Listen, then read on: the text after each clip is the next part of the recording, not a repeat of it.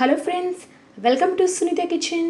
ఈరోజు మన ఛానల్లో ఎంతో రుచికరంగా ఉండే బీన్స్ వేపుడిని ఎలా తయారు చేసుకోవాలో చూసేద్దాము.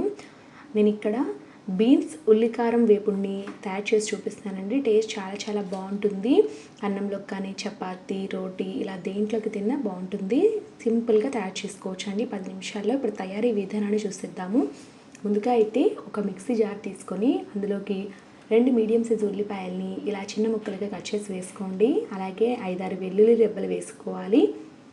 2.5 టీ స్పూన్ల కారం, కొద్దిగా ఉప్పు వేసుకొని ఇలాగా గ్రైండ్ చేసి పక్కన పెట్టుకోండి. కచ్చాపచ్చగా గ్రైండ్ చేసుకుంటే బాగుంటుందండి.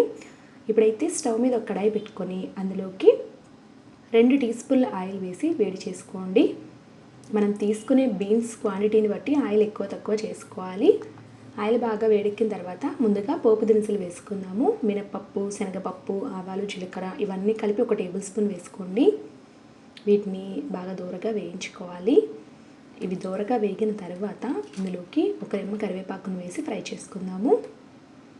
మీకు ఇష్టమైతే కొద్దిగా ఇంగువ కూడా వేసుకోవచ్చు. అలాగే ఇప్పుడు శుభ్రంగా కడిగి చిన్న ముక్కలుగా కట్ చేసిన బీన్స్ని వేస్తున్నాను. 1/2 కేజీ బీన్స్ తీసుకున్నానండి. ఇలా బీన్స్ని వేసిన తర్వాత కొద్దిగా ఉప్పు, పసుపు వేసుకోవాలి. ఉప్పు మనం ఆల్రెడీ ఉల్లికారంలో వేసాం కాబట్టి కాస్త చూసి వేసుకోండి. ఇలా ఉప్పు వేయడం వల్ల ఈ బీన్స్ త్వరగా మగ్గిపోతాయి. పసుపు, ఉప్పు ఈ బీన్స్కి బాగా పట్టే విధంగా కలుపుకుంటూ ఫ్రై చేసుకోవాలి 2-3 నిమిషాల పాటు. ఇలా ఫ్రై చేసుకున్న తర్వాత మూత పెట్టేసి మరో 2-3 నిమిషాల పాటు ఫ్రై చేయండి. ఈలోపు బీన్స్ ఉడికిపోతాయి. 2-3 నిమిషాల తర్వాత చూద్దాము. బీన్స్ బాగా సాఫ్ట్గా ఉడికిపోయాయండి. ఈ రకంగా ఉడికితే సరిపోతుంది. ఇప్పుడైతే ఇందులోకి ముందుగానే గ్రైండ్ చేసి పెట్టినటువంటి ఉల్లికారాన్ని తగినంతగా వేసుకొని బాగా కలుపుకోవాలి.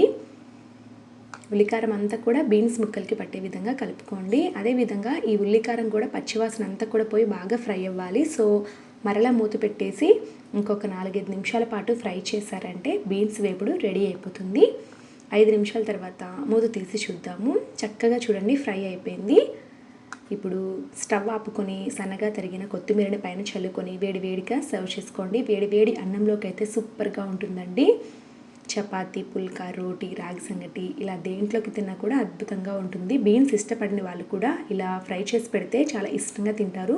సో ఖచ్చితంగా ఈ పద్ధతిలో ఒకసారి బీన్స్ ఫ్రైని ట్రై చేయండి. చాలా బాగుంటుందండి. అన్నం మొత్తం లాగించేస్తారు, అంత బాగుంటుందన్నమాట ఈ బీన్స్ వేపుడు.